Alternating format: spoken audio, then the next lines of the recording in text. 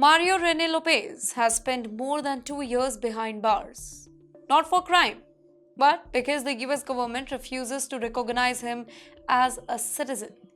He has lived in America for over 30 years, built a life over there, worked as an electrician, and stayed out of trouble for more than a decade. But despite everything, Immigration and Custom Enforcement still treats him like an outsider. How did this happen and why is he still locked up? Let's break it down. Mario wasn't born in the US. He came from El Salvador when he was just 12 years old. His mother was already living in the US legally, so she brought him over. By the time he was 18, his mother had become a US citizen. And according to the law at that point of time, when a parent becomes a citizen, their minor children automatically become citizen too. Well, that should have been the end of the story, right? But here's where things get complicated. The government said that he was a citizen, then changed its mind. For years, Mario was treated as a US citizen. Even the immigration officials confirmed it. In 2009, a Department of Homeland Security official told Mario that he had automatically gained citizenship when his mother was naturalized. That's what the law said. That's what Mario believed. But in 2016, the government suddenly reversed its position. Now they say that Mario was not a citizen. Why? Well, the answer lies in a rule about children born to an unmarried parent in El Salvador. Before 1983, the laws treated children of unmarried parents differently from citizens whose parents were married. The old US law said that if a child was born out of wedlock and only their mother became a US citizen, the child would automatically gain citizenship as far as the father never legally claimed him. For years, this law applied to Mario. But then, in 1983, El Salvador changed its own law. Now, children born out of wedlock were treated the same as those born to married parents. So, decades later, the US government argued that this change meant that Mario should have gotten citizenship through his father, not his mother. But there's a problem. Mario's father never became a US citizen. And suddenly, the same government that had once told Mario that he was a citizen was now saying he wasn't. Confusing, right? Absolutely. And that's exactly why Mario is stuck in a legal limbo. In his earlier 20s, Mario got into trouble. He was convicted of drug-related offenses and served 7 years in prison. At that time, the government started questioning his immigration status. But when he got out of the prison, he turned his life around. He got his electrician's license, stayed out of legal troubles for more than 12 years, and worked really hard to build a stable life.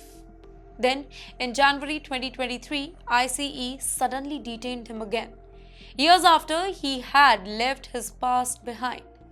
Now, instead of being recognized as a citizen, he's been locked up in an ICE detention center in Virginia for over 2 years. In the meantime, his mother is now 62 years old. She simply does not understand why her son is being treated this way. She fled El Salvador in 1990s to escape the violence of country's civil war. She wanted a better life for her children, a place where they both could feel safe and have a future. She said that we left because of the war. People were being killed and I came here so my children could be safe. But now her son is being threatened with deportation. That too, a country that he hasn't seen since he was 12 years old. Mario's lawyer, in the meantime, has been fighting this particular case for 8 years. They have all proofs: his mother's naturalization papers, his residency document, proof that government once recognized him as a citizen. But unfortunately, none of it has been enough.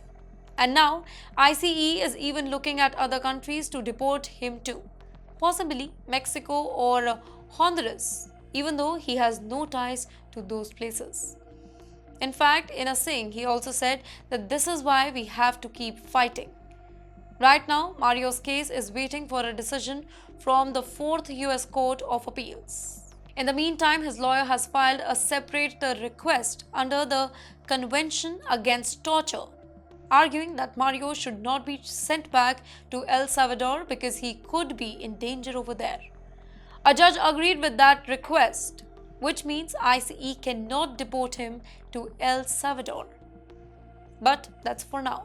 But yes, they are still trying to find another country to send him. Let me tell you, Mario's case isn't unique.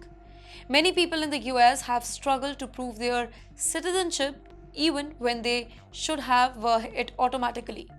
Some don't have the right paperwork, others run into complicated law that make no sense. And once you get caught in the system, it can be almost impossible to get out. He says that it's really unfair. Mario has spent nearly his entire life in the US.